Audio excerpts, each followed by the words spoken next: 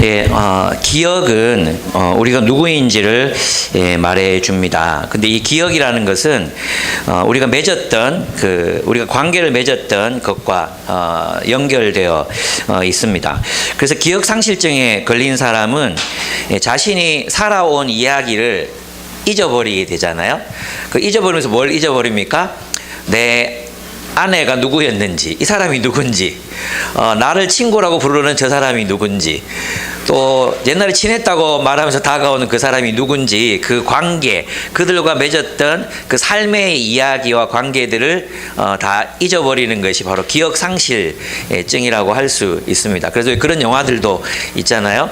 자기를 정말 사랑하는 남편이래, 자기를 정말 사랑했대. 근데 나중에 보니까 자기를 학대하고 죽이려고 하고 막 이랬던 것도 나타나잖아요. 그래서 기억을 상실한다는 것은 어쩌면 우리의 정체성을 잃어버리는 것이라고도 할 수 있습니다.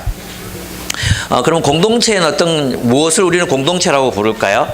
집단과 다른 게 공동체잖아요. 그럼 공동체는 무엇을 우리가 공동체라고 하나요? 우리 교회 공동체인데, 교회 공동체, 우리가 공동체가 되려면 그건 무엇이 우리 안에 있어야 된다는 얘기입니까? 그렇죠. 공유된 기억이 있어야 된다는 것입니다.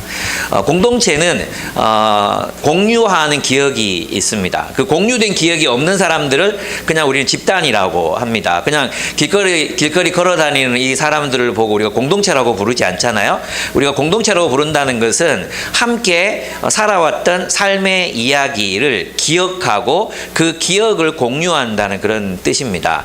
그런 의미에서 우리가 하나님 나라의 백성이 된다는 것은 하나님 나라 백성들이 공유했던 기억, 그 기억을 함께 한다는 뜻입니다. 그리고 그 기억은 바로 우리들의 정체성을 이룬다고 할 수 있습니다. 그렇습니다. 그래서 그리스도인은 하나님 나라 이야기를 살기로 결단한 사람들이고, 또 그리스도인들은 하나님의 이야기 속에서 우리의 삶의 자리를 발견한 사람들이라고 할 수 있습니다. 그러면 우리가 이제 하나님 나라의 이야기를 공유하기 위해서 필요한 게 뭐겠어요? 그 예전이라고 합니다. 예전. 우리는 예전을 통해서 하나님의 백성들을 통해서 또 하나님의 백성들과 함께 이루신 일들을 기억하고 그 기억을 재현하고 또 그 예전을 통해서 과거에 일어났던 일을 현재형으로 만드는, 지금 일어나고 있는 일로 참여케 하는 것이 바로 예전이라고 할 수 있습니다. 그래서 예전은 굉장히 중요하다고 할 수 있어요. 근데 우리는 이제 플라톤의 영향을 너무 많이 받았잖아요. 중세 기독교 이후로. 그래서 우리는 자꾸만 형식, 우리가 몸으로 드리는 것, 혹은 물질로 뭔가를 하는 것, 이런 것들은 굉장히 타락한 거라고 생각하는 경향들이 있어요. 근데 예전이라는 것은 다 물질적인 것들이거든요. 우리의 손에 잡히고 또 우리가 경험할 수 있고 우리가 이렇게 하는 거 있잖아요. 그것들이 예전인데, 그 예전을 통해서 우리는 과거를 기억하고 또 그 과거가 우리의 현재의 것이 될 수 있도록 소유하는 행위가 바로 예전이라고 할 수 있습니다. 그러면 이제 이스라엘 백성들이 지켜야 했던 예전은 무엇이었습니까? 바로 유월절이었어요. 유월절. 하나님이 너희를 구원했다. 하나님이 너희를 이집트의 압제로부터, 불의와 불공평 그리고 불공정함으로부터 너희를 해방시켜서 정의롭고 공의로운 나라, 하나님 나라가 되게 하셨다. 그것을 기억하라는 거예요. 그것을 기억하기 위해서 해마다 유월절을 지켜야 한다고 명령하셨던 겁니다. 그래서 그 유월절은 이스라엘 백성들 지금도 지키고 있는지 모르겠지만, 이 유월절은 출애굽한 이후에도 가나안 땅에 들어가서도 이제 계속해서 지키는 전례가 되잖아요. 예전이 되잖아요. 그 예전을 통해서 그들이 여전히 출애굽 백성이라는 것을 확인하고 그 출애굽의 역사에 그들이 함께 현재화된 그 기억을 공유함으로 그들의 삶이 여전히 출애굽에서 하나님 나라의 백성이 되었다는 그 현실 속으로 그들이 이제 초대받는 게 바로 이제 유월절이라고 할 수 있습니다. 그래서 하나님은 자신들의 백성을 이집트에서 탈출시켜서 해방하기 전에, 그러니까 탈출이 아직 일어나지 않았어. 그죠? 아직 탈출이 일어나지 않은 날 밤에 내가 너희를 탈출시킬 거니까, 이집트로부터 너희를 해방시켜서 자유케 할 거니까 너희는 이 유월절을 지켜야 돼 라고 미리 말씀해 주셨어요. 그래서 이 예전은 예언이죠. 예언. 약속의 성취를 예고하셨는데 그 말씀대로 이루어졌잖아요. 그죠? 그래서 그 약속이 이루어진 것에 대해서 이제 그들이 이 절기를 지킬 것에 대해서 이제 이야기합니다. 그래서 그들은 출애굽하기 전에 출애굽을 기념했습니다. 그것은 하나님의 약속이 성취될 것이라는 예언이었고 그 약속은 성취되었습니다. 사실 보면 유대인들은 모세 오경이 기록되기 훨씬 전부터 유월절을 지켰던 것 같아요. 여러분 다 아시겠지만 이 오경이 모경과 구약 성경이 다 기록된 건 바벨론 유수, 바벨론 포로기 때 문서로 이제 기록해서 남았거든요. 근데 문서로 기록할 때 그들에게 이미 그들은 유월절을 지키고 있었어요. 이 책이 나오면서 유월절이 생겨난 게 아니라 그들은 모세의 명령 또 출애굽 이후에 계속해서 유월절이라는 절기를 지켜오고 있었어요. 다시 말하면 출애굽이라는 그 역사, 구원의 역사, 해방의 역사를 기념하기 위한 절기가 계속 있었거든요. 근데 포로로 잡혀갔을 때 이걸 이제 문서로 기록으로 남겼다는 거죠. 무슨 말이에요? 그러면 출애굽이라는 역사적 사건이 없었으면 기록으로 남겨질 수 있었을까요? 하지도 않았던 거를 갑자기 막 포로기 때 우리는 이런 백성이야. 사실 우리 민족의 정체성을 위해서 이 신화를 만들어내야 돼, 창작해야 돼, 그렇게 했을까요? 아니라는 것입니다. 이것은 그 이전부터 있어왔던 역사적 사건을 기록한 거라는 거죠. 그러니까 출애굽은 어떻게 살펴봐도 역사적인 사건이라는 것, 그 상징적이고 신화적인 사건이 아니라 실제로 일어난 사건의 기억, 그 기억을 공유하고 있는 하나님 백성들의 기록으로 남아 있는 것이 출애굽 사건. 그리고 그것이 이제 그들의 역사적인 어떤 기억의 표현으로 나타나는 것이 유월절을 지키는 것으로 나타났다고 할 수 있습니다.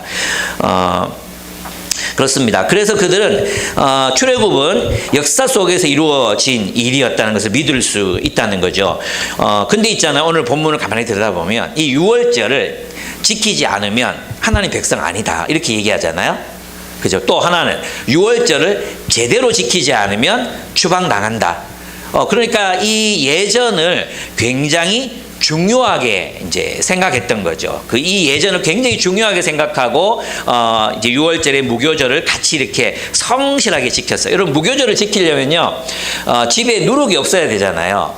그죠? 그러면 누룩을 찾아내려면 그전 한 달 정도는 계속 청소하면서 찾아야 돼요. 혹시 어디서라도 곰팡이가 자라고 있거나 또는 효모를 어디서 숨겨놨다 잊어버리거나 하면 안 되잖아요. 그러니까 굉장히 이 유월절을 지키기 위해서는 굉장히 성실함이 필요했다. 미리 또 준비되는 게 필요했다는 거죠. 근데 오늘날 우리 시대는 어떻습니까? 예전이라는 거 이게 별로 중요하게 생각되지 않아요. 그죠? 근데 오늘날 그러면 우리가 지켜야 될 유월절은 뭘까요? 이 유월절은 무엇을 통해서 성취되었습니까? 바로 예수 그리스도의 십자가에서의 죽으심과 부활을 통해 성취되었어요. 그래서 오늘날의 유월절을 지킨다는 건 어떤 의미냐 하면 이 예수님의 죽으심과 부활은, 예수님의 십자가에서의 죽으심과 부활은 새로운 출애굽을 의미하거든요. 이해되시죠? 이건 제가 자주 얘기했죠. 출애굽은 이집트에서부터 해방되는 사건이었다면 오늘날의 출애굽은 세상 혹은 죄와 사망 이 세대로부터 해방을 받아서 하나님 나라 백성이 되는 거잖아요. 이것은 예수께서 우리 모두를 대신해서 우리와 연합된 상태에서 세상에 대하여 죽으시고 부활하심으로 하나님 나라의 새로운 질서를 출발시키셨어요. 그래서 우리는 예수를 믿을 때, 또 예수를 믿고 침례를 받을 때 침례를 통해서 우리는 이 세상에 대해서 죽고 하나님 나라를 향해서 살아나는 거죠. 그죠? 그래서 우리 하나님 나라의 백성으로 살아갈 수 있게 됩니다. 그래서 예수님의 죽으심과 부활에 연합하는 삶이 바로 뭐예요? 새로운 출애굽이야. 그러면 예수님의 죽으심과 부활을 기념하는 날이 언제예요? 언제입니까? 생각나는 거 얘기해 보세요. 마음으로 얘기했죠. 첫째 뭐냐 하면 주일입니다. 주일. 주일은요, 원래 유대인들은 금요일 저녁부터 토요일까지 이렇게 안식일로 지켰잖아요. 그죠? 근데 주일은 언제입니까? 주일은 예수님이 부활하신 날입니다. 그래서 그 초기 교회 그리스도인들은 유대인들의 안식일을 버리고 주일날 모여서 예배를 드렸어요. 그리스도의 부활을 기념하기 위해서. 그래서 어떤 의미에서 보면 오늘날 우리가 주님 예수 그리스도의 죽으심과 부활이 새로운 출애굽이라면 그 새로운 출애굽, 새로운 구원, 그것을 기념하는 날이 언제입니까? 주일입니다. 그래서 이 주일이라는 예전은 굉장히 중요하다고 할 수 있습니다. 그죠? 중요해요. 안 중요한 게 아니에요. 근데 우리는 자꾸만 있잖아요. 우리는 마음으로 예배 드리면 되지 하면서 우리 몸을 그렇게 안 중요해요. 근데 여러분이 있잖아요. 애들 공부시켜보면 애들이 공부할 때 뭐가 좋아야 됩니까? 자세가 좋아야 되거든요. 일단 책상에 앉아야 돼요. 그죠? 그리고 허리를 꼿꼿이 펴야 돼. 그리고 책을 보고 이렇게 뭔가 태도가 되면 저 공부하겠구나 이렇게 생각할 수 있잖아요. 근데 애들이 공부하고 있어요 하면서 하면 누르면 가지고 봤다가 떨어뜨렸다가 폰 봤다가 그러면 이 공부하는 게 아니거든. 그죠? 또 우리 애들 어떻게 대학 간지 모르겠어. 공부를 안 해, 내가 볼 때는. 태도, 자세가 안 돼 있는 거죠, 자세가. 근데 우리가 주일을 어떻게 지키고 있는가? 또 어떤 예전이 있으면 우리에게 부활절이 있습니다, 부활절. 그죠? 부활절. 그래서 우리 신약에 와서 우리는 주일이라는 예전, 부활절이라는 예전, 또 성탄절은 좀 애매하긴 하지만 그래도 우리가 주님의 오심을 축하할 필요는 있겠다. 그죠? 그리고 주님 오시기 전에 대림절. 주님을 기다리는 대림절. 우리 교회는 이제 대림절은 지키지 않지만 성탄절, 부활절, 그리고 우리 교회 창립 기념일. 우리 기억을 공유해야 되니까 이 세 개의 절기는 우리에게 굉장히 중요하다 이렇게 생각해요. 그래서 이제 이 세 절기가 이 예전을 따라 이 달력을 따라서 우리의 삶이 돌아가는 거죠. 그렇게 생각해 보면 있잖아요. 정말로 중요한 게 뭐냐 하면 시간이에요. 시간의 성소를 만드는 작업. 그죠? 루틴. 이 루틴이라는 거. 이게 굉장히 중요하다고 할 수 있는 거죠. 그래서 이제 아브라함 헬셀이라는 굉장히 유명한 유대 학자가 뭐라고 얘기했냐면, 저는 이거 한 3번 정도 얘기한 것 같거든요.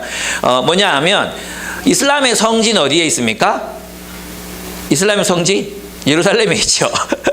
예, 요 성지가 있거든요. 근데 기독교인들에게는 성지가 없어요. 성소가 없어요. 심지어 교회 건물도 성소가 아니에요. 근데 그리스도인들은 무엇을 거룩하다 합니까? 구별된 시간을 거룩하다 하는 겁니다. 그래서 이제 유대 기독교는 시간, 안식일을 기억하여 거룩히 지켜라 했잖아요. 그죠? 이 시간을 성소로 만드는 것, 이것이 우리 신앙생활을 하나님의 백성으로 신앙생활하는데 굉장히 중요하다 할 수 있습니다. 그래서 우리는 웬만하면 주일을 성수해야 되는 겁니다. 예, 시간의 성소를 만들어야 돼요. 여러분 개인의 루틴 있죠, 루틴. 여러분의 루틴을 살펴보면 일어나서 어떻게 하면 무엇을 중심으로 여러분의 루틴이 형성되어 있습니까? 어떤 사람들은 건강을 유지하는 것, 어떤 사람들은 잠을 좀 더 많이 자는 것, 어쩌면 루틴이 없이 그냥 막 살아가고 있을지도 몰라요. 그런데 우리가 진짜 그리스도인으로 살기 위해서는 우리 시간의 루틴이라고 하면 예전, 아침에 일어나서 콰이트 타임을 하고, 아니면 한번 말씀을 읽기라도 우리 BSMR 본문 읽고 하루를 시간을 내어서 BSM을 하고 또 함께 주일에 예배를 드리고 함께 나누고 그죠? 매일매일 매주 또 해마다의 삶이 그런 시간을 성소화하는 것, 시간의 건축자가 되는 것. 그래서 그 시간들을 시간 속에 거룩한 공간을 만들어서 우리가 하나님의 백성임을 확인하며 살아가는 것. 그 시간에 하나님을 기억하고 하나님의 백성들을 기억하고 하나님 나라의 역사를 기억하고 그래서 하나님의 백성임을 늘 확인하면서 살아가는 것. 그래서 손에다 띠도 띠고 그죠? 여러분 십자가 목걸이도 걸고 그리고 암송할 그 카드도 들고 다니고 여러분의 폰 배경화면에 십자가도 그려놓고 예, 폰 배경화면을 보면 여러분이 정말 뭘 중요하게 생각하는지 알 수 있잖아요. 그죠? 자기 자식들 사진 있는 사람도 있어요. 자식들 주로 자식들 사진, 개 사진 고양이 사진. 하여튼 여러분 정말 중요하게 새기는 게 뭔지 알 수 있잖아요. 제 카카오톡을 보시면 청소년들이 다 이렇게 있거든요. 제 아내와 둘이 찍은 사진과 청소년들이 되게 있어요. 제가 무엇을 중요하게 여기는지 아시겠습니까?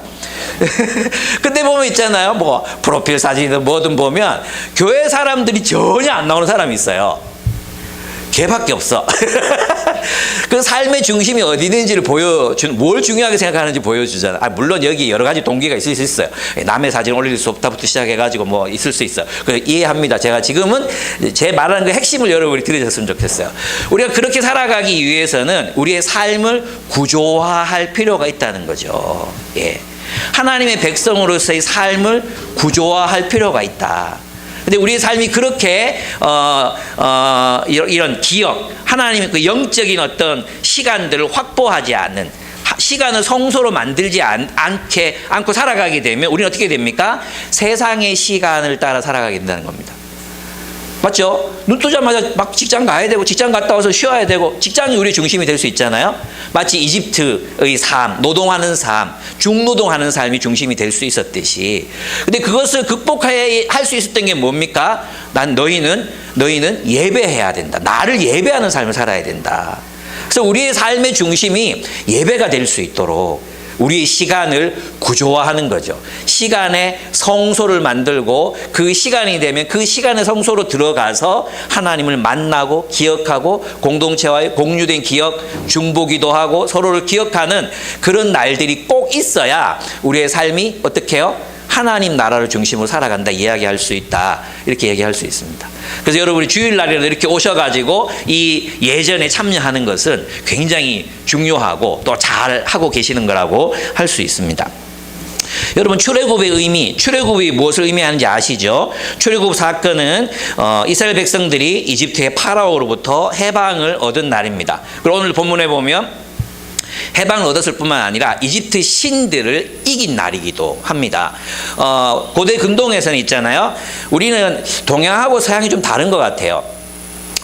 저는 동양의 신화를 잘 모르기 때문에 이제 이집트 고대 근동의 신화는 어땠냐, 이집트의 신화는 어땠냐 하면 우리는 이 이집트 사람들이 태양신을 섬겼다, 달신을 섬겼다 그러면 태양을 섬기고 달을 섬기고 별을 섬겼다고 생각하잖아요. 그죠? 근데 그게 아니었어요. 이집트 그 문자를 보면요, 태양과 달을 표현하는 문자가 있고요.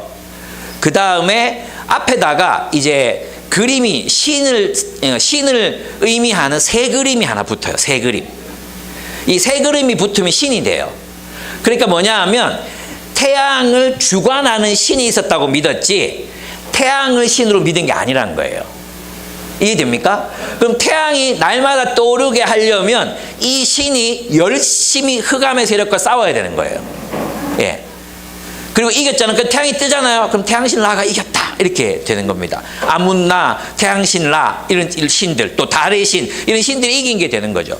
근데 있잖아, 이 파라오는 정말 모세가 하는 이야기가 진짜 이해되지 않았을 거예요. 왜냐하면 아니 어떻게 하고 많은 신들 중에 태양신도 있고 뭐 전쟁의 신도 있고 정말 많잖아요. 수천의 신이 있는데 하필이면 자기 신들을 노예로 만든 신, 자신들 이집트의 노예로 만든 신을 섬기겠다고 예배하러 간다 그러니까 이 새끼들 도란 놈들 아니가, 이 생각이 들 수밖에 없었던 거죠. 근데 이제 하나님께서 이집트 파라오를 향해서 뭘 행하십니까? 열재앙, 기적들을 베푸시고 결국 오늘 장자를 치시잖아요. 그걸 통해서 파라오와 이집트의 모든 백성들은 누가 참신인 걸 알게 됩니까? 여호와 하나님이 참신이신 것을 알게 됩니다. 먼저는 이집트의 신하들부터 깨달아요. 이것은 신이 아니면 할 수 없는 일입니다라고 얘기하잖아요. 근데 그 신은 이집트의 모든 신들을 이기는, 나일 강의 신을 이기고, 그죠? 풍요의 신을 이기고, 여신을, 이 계절을 주관하는 여신 이시스를 이기는 그런 신인 거지. 놀라운 건 뭐예요? 그 신이야말로 노예들의 신, 히브리인들의 신이 바로 여호와 하나님, 전능자다. 그 하나님이 살아계신 하나님이고 온 세상의 모든 것을 주관하시는 참 신이라는 것이 입증된 거죠. 그래서 여호와 하나님이 이집트에 들어가셔서 그들 모든 신들을 이긴 유일신. 과거의 모든 신화들은요 다 다신교예요. 다신교. 전부 다 신기하거든요. 그런데 하나님이 정말 살아계신 유일하신 하나님이 여호와 하나님, 이스라엘의 하나님, 아브라함의 하나님, 이삭의 하나님, 야곱의 하나님이셨다. 제가 자주 얘기하지만 우리 하나님은 파라오의 하나님, 시저의 하나님이 아니라 권력자들의 하나님, 권력자들에게 힘을 주고 권력자들이 통치하게 하고 권력자들의 압제를 정당화하는 그런 신이 아니라 압제받는 자들의 하나님, 노예들의 하나님, 정의를 실현하시는 하나님, 공의를 베푸시는 하나님, 그 하나님이 죽은 게 아니라, 그 하나님이 힘이 없는 게 아니라, 그 하나님이 사라진 것이 아니라 그 하나님이 살아계셔서 온 우주 만물을 통치하고 계신다. 얼마나 안심이 됩니까? 우리 하나님이 윤석열의 하나님이었다면, 우리 하나님이 히틀러의 하나님이었다면 어찌 될 뻔했습니까? 근데 우리 하나님은 정의로운 하나님, 우리 하나님은 공의로운 하나님이신 겁니다. 예, 천공, 건진법사, 또 뭐 있더라? 또 뭐 롯데리아 무슨 이런 신이 진짜 신이 아니라 우리 하나님이 참된 하나님이시다. 이 사실 우리에게 얼마나 위로를 줍니까? 그렇죠. 그 하나님이 살아계십니다. 그리고 그 하나님이 이집트를 참패시키고, 그냥 출애굽이 아니라 이집트를 패배시키고, 그리고 승전국이 되어 승전한 군인들처럼 그 이집트를 당당하게 걸어 나옵니다.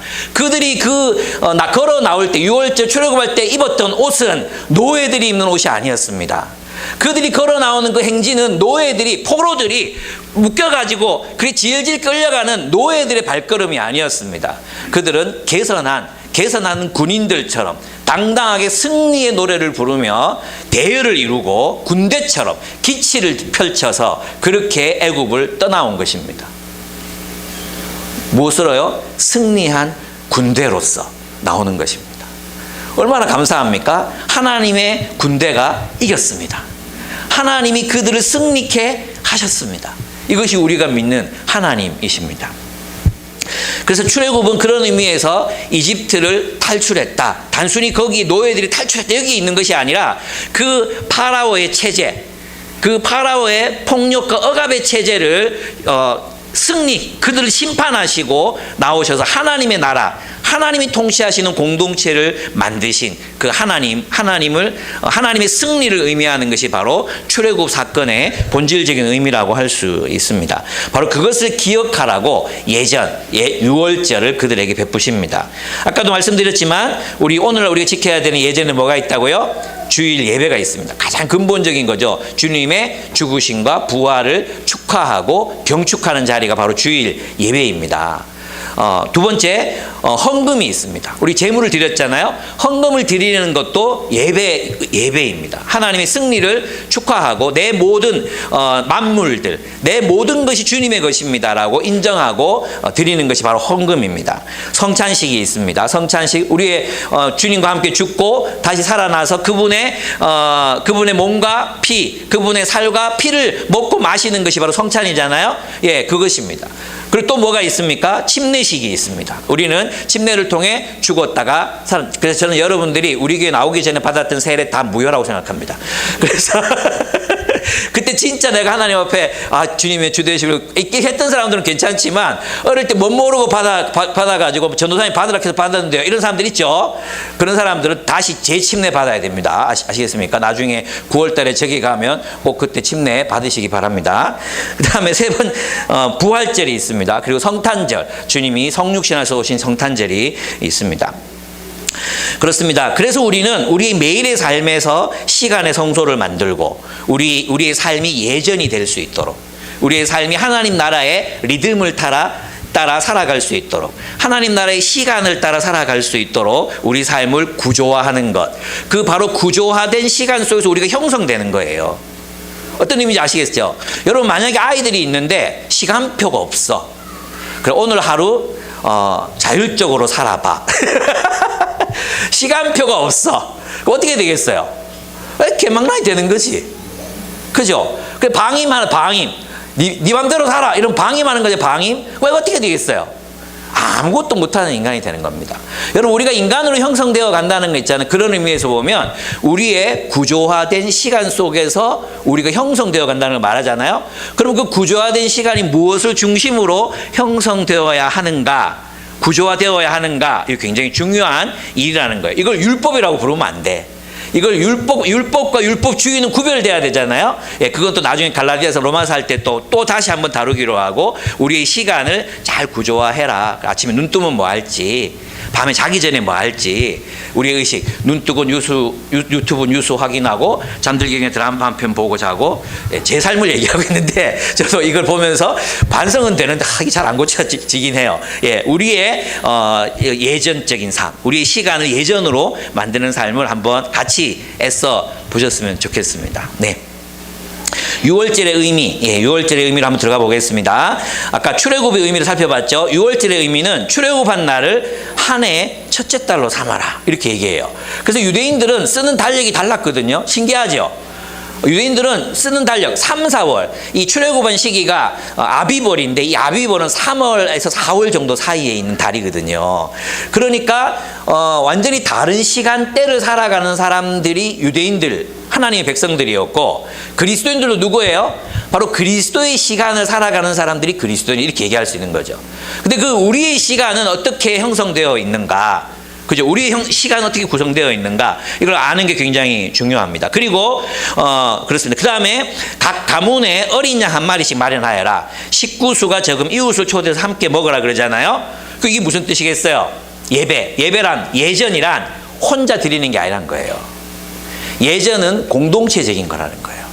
우리는 있잖아요, 예배 드리는 것을 혼자서도 예배 드릴 수 있다고 생각해요. 그죠? 혼자 예배 드릴 수 있죠. 그러나 예배란 근본적으로는 공동체가 함께 예배 드리는 겁니다. 그래서 이 어린 양을 어떻게 해요? 식구, 너희 가족과 함께 먹어라. 그 식구 수가 적으면 어떻게 하라는 거예요? 식구 수가 적으면 이거 초대해가지고 같이 먹어라. 뭐예요? 그리고 또 누가 다 합니까? 거기에 있는 모든 히브리인들이 다 함께 이 예전에 참여하는 거잖아요. 맞습니까? 그래서 이 예전에 참여하는 것, 예배 공동체가 되는 것은 굉장히 중요해요. 함께 예배 드릴 공동체를 가지는 것, 그리고 그들과 함께 예배 드리는 것, 이것이 얼마나 중요한 일인가를 우리에게 보여주는 것입니다. 그래서 이 제사는 개인이 혼자 가서 하나님 앞에 뭐 짐승 잡아가지고 드리는 이 예물이 아니라 공동체가 함께 예배 드리는 것으로 이제 예배가 드려져야 한다는 것을 우리에게 가르쳐 주고 있다고도 할 수 있습니다. 그리고 이제 열나흘날 마련해서 열흘날 마련해서 열나흘날 해질 무렵에라고 얘기하잖아요. 그때 이제 잡으라 그래. 왜 이 사흘이라는 기간이 주어졌을까? 왜 주어졌을까요? 이때가 흑암 재앙이 시작되는 날이거든요. 그 9번째 재앙. 온 이집트가 막 만질만한 어둠 때문에 사람들이 두려워 떨었잖아요. 그 흑암 재앙이 시작되는 날, 그날부터 이제 양을 갖다 놔야 되는 거죠. 왜냐하면 언제 고를 수가 없잖아요. 그리고 나서 그 흑암 재앙이 끝나는 날 이제 잡으라, 이런 얘기예요. 그리고 이제 그 다음 날 장자가 죽잖아요.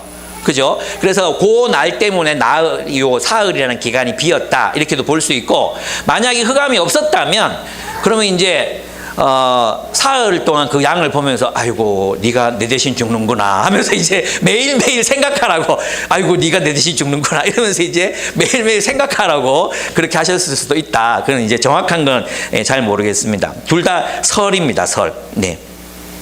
그렇습니다. 그리고 또 뭐 하라 그럽니까? 뼈를 부러뜨리지 말라 그러잖아요. 뼈를 부러뜨리지 마라. 그죠? 그냥 이제 뭐냐 하면 양 이제 구워 먹으라 그랬잖아요. 왜 구워 먹으라 그랬겠어요?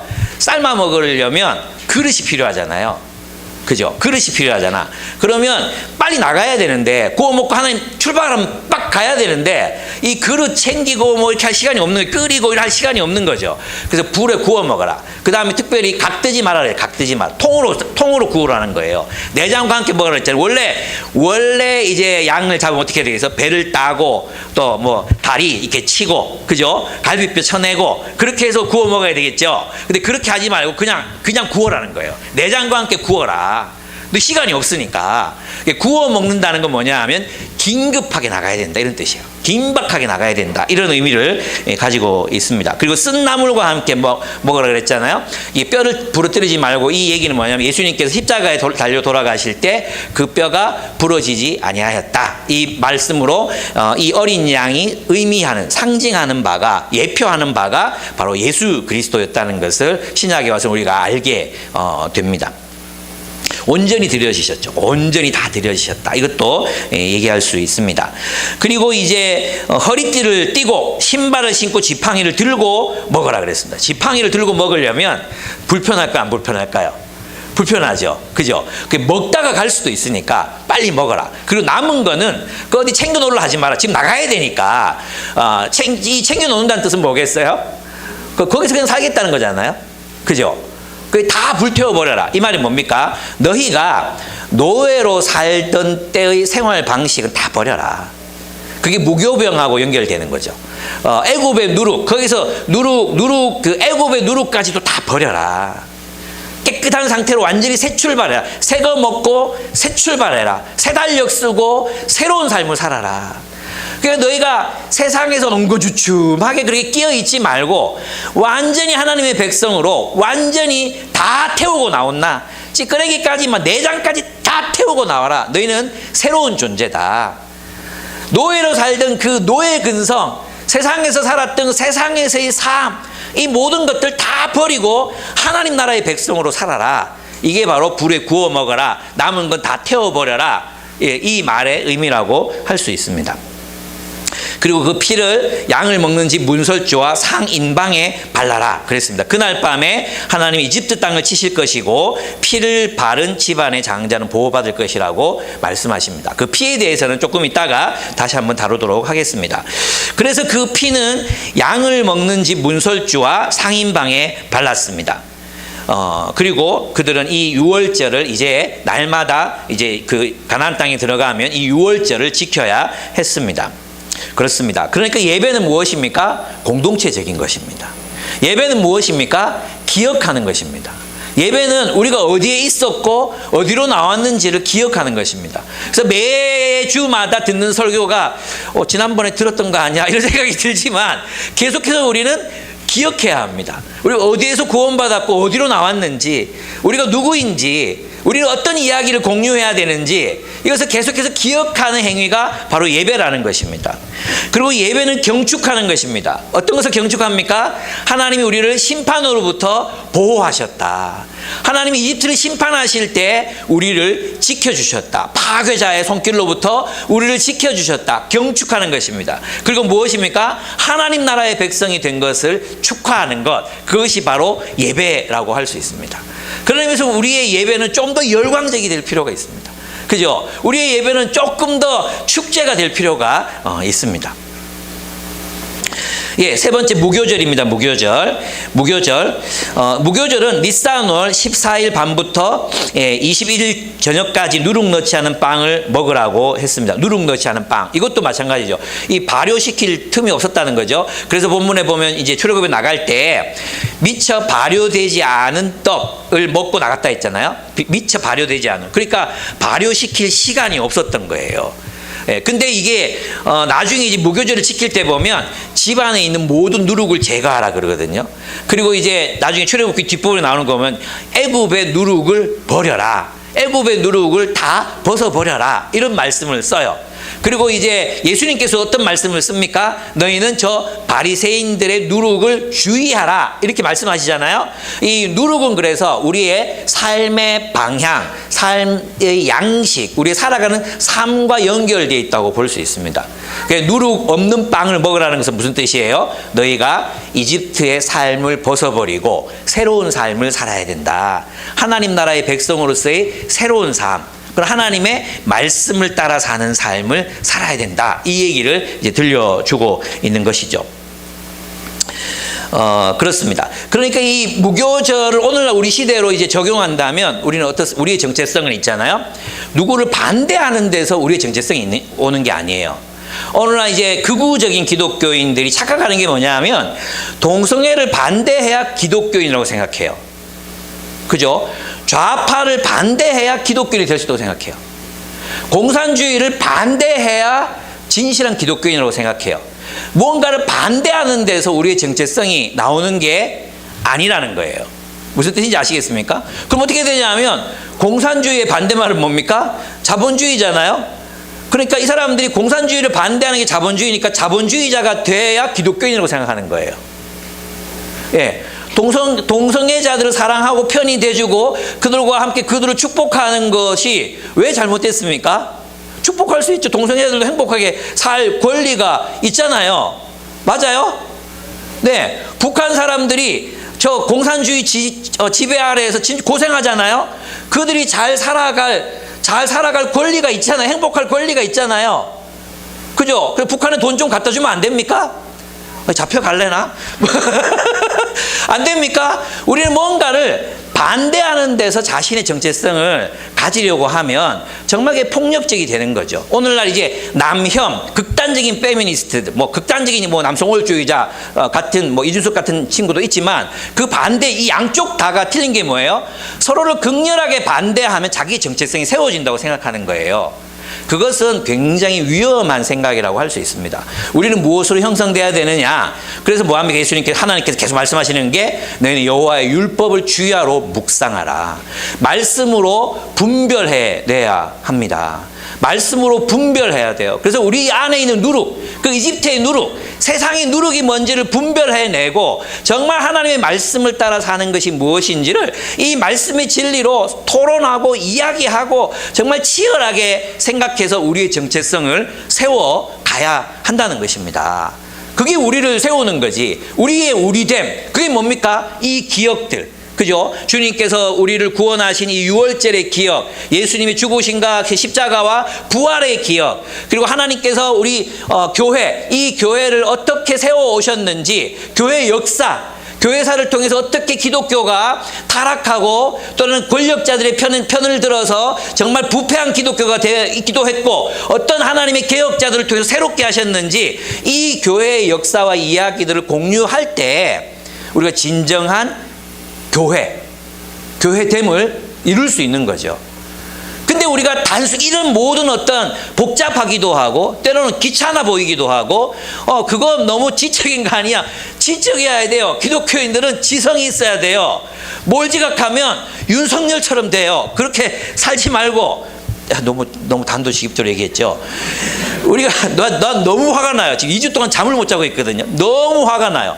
어떤 사람이 죽을 수도 있었고 사람들이 유혈 사태가 날 수도 있었는데 이걸 가지고 그냥 무고한 국민들이 죽을 수 있는 걸 다 예상하고도 그렇게 비상계엄을 했다는 건 정말 이걸 지지하는 기독교인들, 이걸 지지하는 기독교인들이 더 화가 나요. 정말 화가 나고 정말 어떻게 우울증 걸릴 판이에요. 정말 너무 우울해지고 그래요.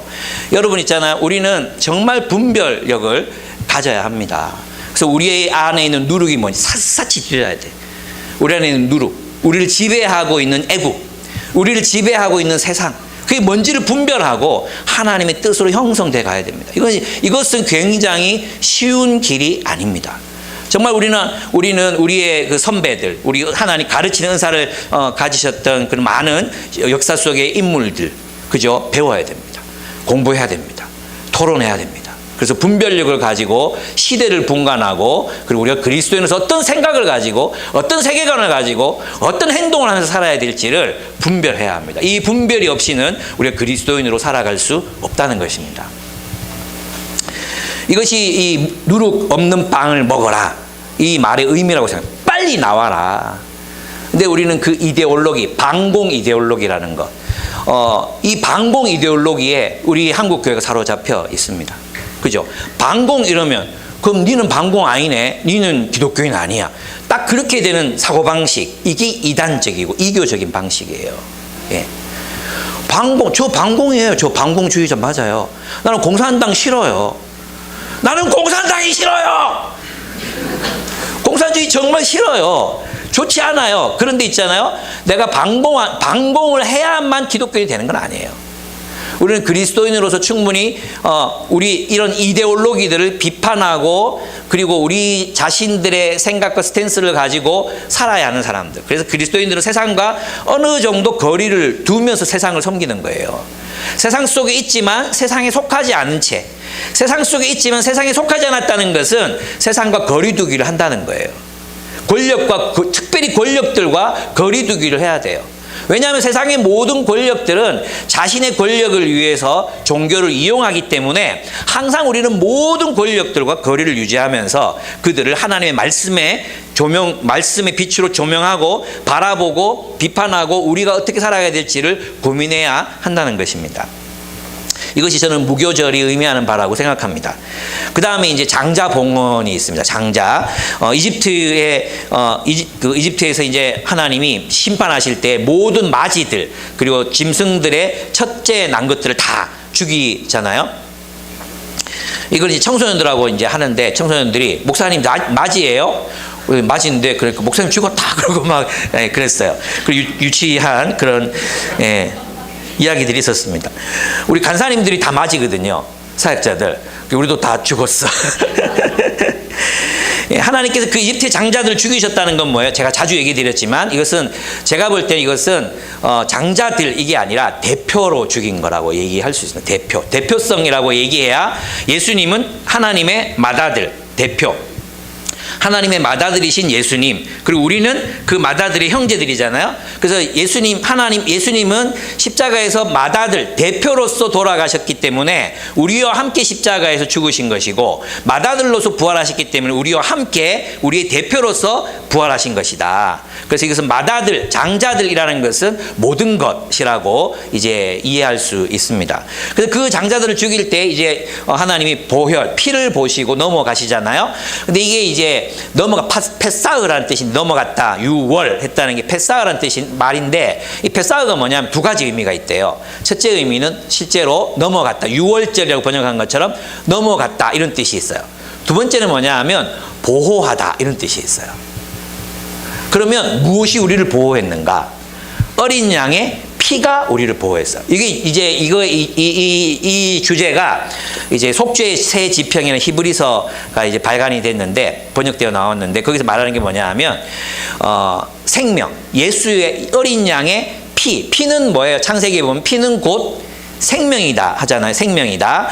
그래서 예수의 생명이 어린 양의 어린 양의 생명이 그들을 보호했듯이 예수의 생명이 우리를 보호하는, 하나님께 드려진 그 생명.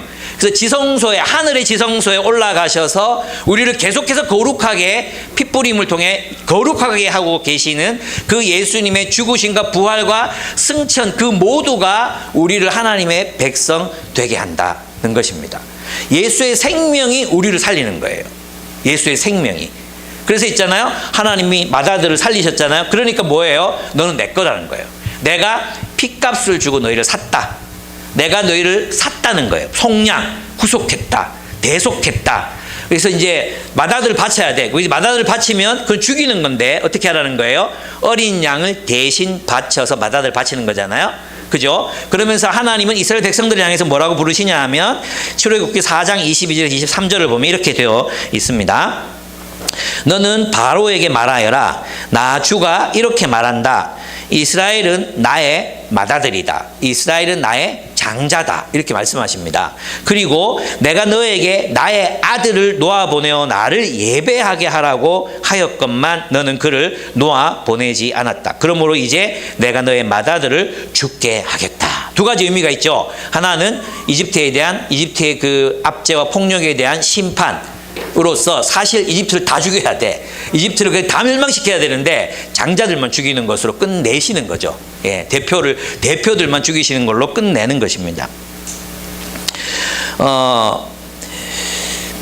네, 맏아들은 지방과 가문의 대표입니다. 이스라엘 백성들은 맏아들을 대신해 어린 양을 하나님께 바침으로 하나님이 그들의 주님이 되심을 고백해야 했습니다. 그러니까 우리는 이제 이집트의 소유가 아니라 누구의 소유라는 거예요? 하나님의 소유입니다. 라는 게 바로 장자를 대신 어린 양을 바칠 때, 여러분 19세대로 다 바쳐라. 이러면 그 가난한 사람들 힘들잖아요. 제 말 이해되십니까? 식구수대로 바쳐라. 이러면 한 가문이 한 50명 될 텐데, 그죠? 50마리 바쳐야 되잖아.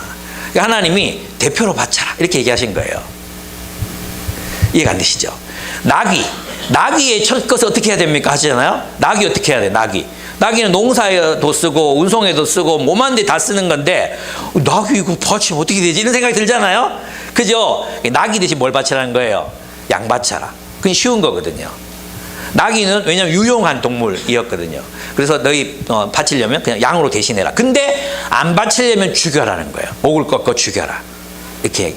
왜냐하면 나귀는 속된 재물이기도 했고 굽이 있잖아. 그러니까 그거는 이제 먹지 못하게 돼 있었던 거기도 하지만 그랬기도 하지만 유용한, 사람들이 쓰기엔 굉장히 유용한 것이었기 때문에 양을 바치라고 이제 말씀하십니다. 어쨌든 이렇게 대속하십니다. 그래서 그들을 자신의 소유로 확증하시는 거죠. 유월절 어린 양이신 예수께서 우리를 대속하셨습니다. 어린 양의 피가 그들을 파괴하는 자들로부터 보호하게 하셨습니다. 제물의 피는 생명이고 어린 양이신 예수께서 죽으셨습니다. 그리고 그 피를 지성소에 뿌리셨습니다.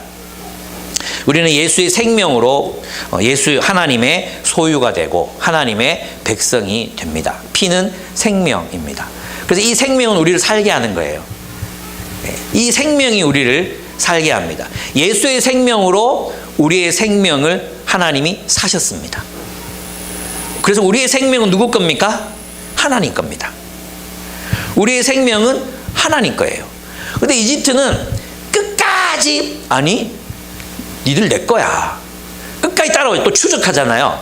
하나님이 살아계신 거 보여줬는데도, 얘들은 하나님 거라는 거 알려줬는데도 끝까지 추적하잖아요. 니 내 거야. 너희 세상 거야. 너희는 우리 정부 거야. 너희는 우리 뭐 이런 것 거야. 너희는 뭐 내 소유야. 너희는 기업 거야. 내 거야, 내 거. 이렇게 말하는 모든 것들에 대하여 하나님께서는 no, 너희는 나의 소유다. 너희는 제사장 나라가 됐다. 너희는 내 거야 라고 우리 하나님이 주관하시는 거예요. 너희는 내 거야. 손대지 마 이 새끼들아. 내가 얘들을 살려고 내 아들의 생명을 지불했어. 그러니까 함부로 손대지 마. 내 거야. 여러분 왜 옛날에 도시락 까먹는 시절이 있었잖아요. 그때 우리는 남이 먹는 걸 뺏어 먹기 위해서 침을 발랐습니다. 그죠? 유치한 짓이었죠. 근데 하나님은 우리들에게 피를 바르셨습니다. 넌 내 거야. 손대지 마. 하나님은 우리를 보호하십니다. 왜요? 자기 거니까. 여러분 우리는 하나님의 보호 안에 있습니다. 여러분 우리는 하나님의 겁니다. 하나님 거. 하나님 거예요. 하나님 거. 근데 하나님이 얼마나 귀하게 보시겠어요. 그죠? 그래서 여러분이 마치 내가 세상의 소유인 것처럼, 내가 우리 직장의 소유물인 것처럼, 내가 우리 가문의 소유물인 것처럼, 내가 어떤 정당의 소유물인 것처럼 살지 말고 하나님의 소유물인 것처럼 자신을 귀하게 여기고 자신을 그렇게 소중하게 바라보고 자기를 돌보고 그리고 살라는 겁니다. 하나님의 뜻대로 정말 귀한 삶을 살아라. 내가 너 지켜준다. 너 하나님 백성 된다고 죽는 거 아니야. 내가 너 지켜줄 거다. 내가 너의 길을 보존하겠다. 네가 정직한 삶을 살고 네가 정의로운 삶을 선택하고 이웃을 돌보기 위해서 자신을 내어놓을 때 너는 죽지 않는다. 하나님 나라의 삶을 선택해도 너는 죽지 않는다. 누룩 없는 떡을 먹어도 너는 죽지 않는다. 내가 너를 지킬 것이다. 그래서 의인의 길은 누가 지키십니까? 주께서 의인의 길을 지키신다고 얘기했어요. 의인의 길은 형통케 하신다 그랬어요. 악인은 망한다 그랬어요. 악인이 망해요. 역사 속에서 보고 있지 않습니까? 악인들은 바람에 나는 겨와 같이 다 날아가 버리게 될 것입니다. 그러나 알곡들은 남습니다. 예, 하나님은 의인의 길을 지켜주십니다. 그래서 여러분 우리가 그리스도를 위하여 의로운 길을 선택할 수 있는 것, 그것은 정말 참 놀라운 일이라고 할 수 있습니다. 저는 그랬어요. 이번에 그 종교들을 다 이제 찾아보고 싶어요. 그때 뭐 어디인가 뭐 차장인가 이런 사람들은 별 미친 새끼가 다 있네 하면서 명령을 수행하지 않잖아요. 그리고 이제 빨리 들어가서 국회의원 잡으라 그랬는데 컵라면 먹고 돌아다니고 걷고 머뭇머뭇거리고 쭈뼛쭈뼛하게 든 사람도 있었잖아요. 우리가 그런 분들 중에 그리스도인이 많았을 거라고 믿고 싶습니다. 정말 군대의 명령이 아니라, 그죠? 최상병 사건 때도 그 대령이 이제 천주교인이잖아요. 신앙의 양심을 따라서 선택했듯이 그렇게 신앙의 양심을 따라 옳은 일을 선택할 줄 아는 사람. 군대가 명령해도 이건 하나님 뜻이 아닌데 라고 거부할 수 있는 사람. 그들이 그리스도인이다.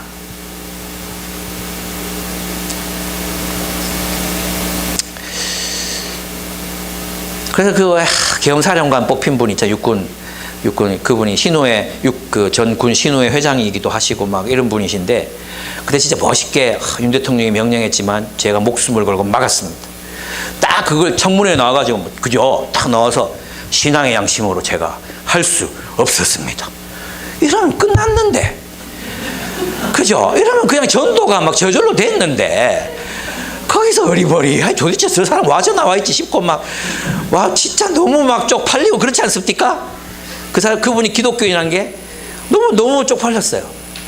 그때 딱 나와가지고 그 미친 명예라고 생각했습니다. 얼마나 멋있었겠어요. 그럼 우리 박수 받았을 건데, 그죠? 근데 나는 누구죠? 방첩사 차관이 하여튼 그분 신앙 종교를 한번 알아보려고 나중에 이분이 그리스도인이야 이랬으면 참 좋겠다, 그런 생각이 들었습니다. 우리 이문정 검사님 아시잖아요. 그 검찰이 전부 검사 동일체 이래가지고 막 압력 놓고 막 불의를 행하라고 막 저거 고발해라고 막 그렇게 할 때 혼자 꿋꿋하게 지켜냈잖아요.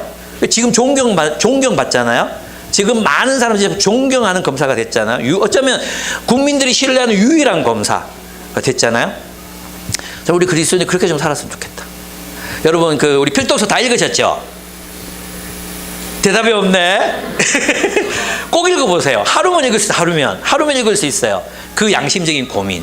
내가 이걸 저 수녀원에서 고생하고 있는, 중노동하고 있는, 그래서 죽고 싶어하는 저 아이들을 내가 한 명이라도 내가 구출하면 내 인생은 어떻게 되고 내 딸내미들의 미래는 어떻게 되고 또 나는 망하지 않을까? 이런 현실적인, 이런 사소한 것들, 이런 사소한 선택들 속에서 그는 그리스도인의 양심으로 그 소녀를 구출하기로 결단하잖아요. 그리고 용기를 내서 가서 가자 데리고 나와. 그 장면이 끝이거든요. 이처럼 사소한 것들. 여러분 읽어보시면 정말 나라면 어떻게 했을까 이런 생각이 들어요. 그죠? 그때 옳은 일을 선택할 수 있는 사람이 될 수 있는 거 뭡니까? 너희는 나의 소유다. 너희는 내 것이다. 그래서 내가 왜 너희를 불렀냐? 제사장 나라가 되게 하려고, 세상을 위한 축복이 되게 하려고, 하나님의 정의와 공의를 실현하는 백성으로 삼으려고 너희를 불렀다. 이것을 여러분 꼭 기억하시고 하루하루를 살아가시는 삶이 되시길 바라요. 이게 기억이 안 나잖아요. 그래서 우리가 매일 큐티 해야 되는 거예요. 매일 큐티. 여러분 손목에 달고 또 이마에 걸고 목걸이 하고 하라 그랬잖아요. 안 되면 문신을 새기세요. 나는 그리스도인이다 이렇게 막. 예. 자은이 군에 갔다가 이제 이번 나왔잖아요. 자은이 문신이 있거든. 문신. 왜 새겼냐 그러니까 십자가 새겼나? 아마 자기 정체성을 확인하려고 새겼대요. 정체성을 성경을 좀 더 열심히 보면 좋을 것 같은데 어쨌든 몸에다가 새겼어요. 예. 안 되면 그거라도 해라. 거기 십자가라도 그려라. 그렇습니다. 그런 이제 마지막으로 이제 출애굽합니다. 출애굽 장정만 60만 이게 많아요. 이 너무 많거든요. 60만이면 200만, 250만인데 이 정도면 걸어 다니는 것만으로도 모든 그 성들을 다 정복했지 않았을까 싶은 인구이기는 해요. 근데 이제 200만을 장정 60만을 지지하는 분들이 있어요. 그럼 이제 인구 증가율을 계산해 보면 1.8% 정도 되거든요.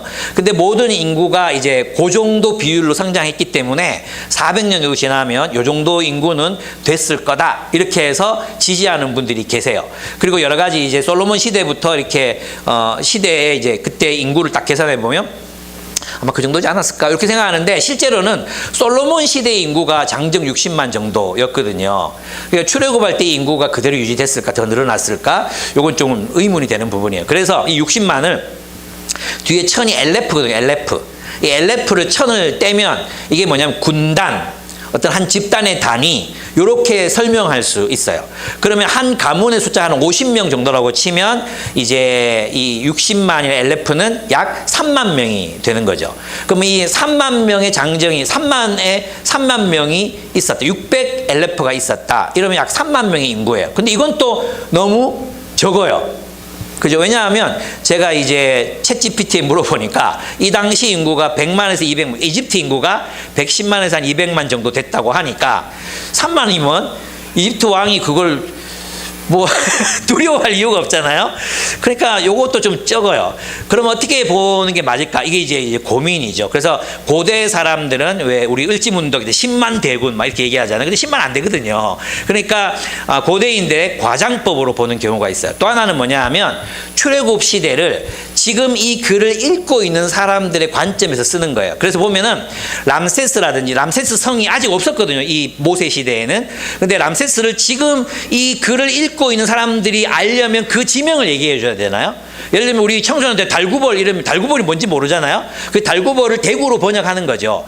그런 것처럼 그 시대의 관점에서 번역했다. 그래서 이 60만의 인구는 솔로몬 시대에 거의 이제 이것이 기록됐다고 본다면 솔로몬 시대의 인구를 출애굽한 인구로 전체로 보는, 우리가 이렇게 됐어라고 설명하는 그런 관점이 또 있어요. 또 하나는 뭐냐 하면 이 글자예요. 글자. 히브리인들은 이 히브리어 이 숫자가 그게 뭐지? 알파벳이 숫자거든요. 그래서 이게 출애굽한 숫자 요거를 그 숫자로 계산하면 한 60만 정도가 돼요. 그래서 이 정확한 인구는 몰라요. 이 중에 여러분들은 한 가지 마음에 드는 학설을 이제 선택하시면 됩니다. 예. 목사님은 뭘 선택했냐고요? 저는 모르겠어요. 예, 저는 모르겠는데 그냥 60만이라고 봐도 되지 않을까? 약간 그런 생각은 들어요. 예, 예. 근데 그렇게 하려면 한 가정에 8명이 태어나야 되거든요. 그리고 또 보통 보면 이제 많이 죽잖아요. 그죠? 예, 우리 어른들도 보면 많이 죽고 뭐 그래서 한 4명 남고 그러는데 좀 많다. 그럼 어떻게 봐야 되지? 약간 고민이 되는 지점들은 있습니다. 네, 그렇습니다. 그 다음에 두 번째, 요거 이제 또 얘기했죠. 이집트 사람들에게 은혜를 입어서 보석과 의복을 받아서 나가잖아요. 근데 이집트 사람들이 흔쾌히 내줘요. 왜 흔쾌히 내줬겠어요? 그건 뭐냐 하면, 그래, 너 이거 받아 마땅하다. 이거 너희 거 맞다. 인정하는 거죠. 그래서 보면 여기에 노동에 대한 정의가 실현되는 장면이라고 할 수 있습니다. 하나님은 정의롭고 공의로우신 하나님이기 때문에 이집트에서 학대받았던, 압제당했던, 착취당했던 그 임금을 지불하신 것이다. 하나님의 권능으로 이집트 사람들 통해서 지불하신 것이다. 이렇게 볼 수 있어요. 그런 의미에서 보면 하나님은 최초의 노동조합장이었다.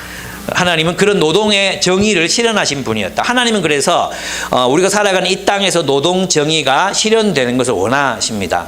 노동의 대가를 정당하게 지불받는 세상을 만드는 것, 그것이 또 그리스도인의 사명이기도 해요. 그래서 여러분들이 어떤 단체든 어떤 CEO라면 그래야 돼요. 어떤 CEO라면 그런 정당한 노동의 대가가 지불되고 있는지를 항상 확인해야 됩니다. 그리고 그것을 지불할 수 있도록 하는 것, 여러분들에게 꼭 주어져 있는 임무라고 할 수 있습니다. 그 다음에 각 군대 단위로 나갔다 그랬잖아요. 군대. 대를 이루어서 나갔다. 이것은 그들이 노예 신분이 아니라 자유인, 또 승자의 신분으로 거리를 나가는 것을 말합니다. 이제 결론을 내리겠습니다.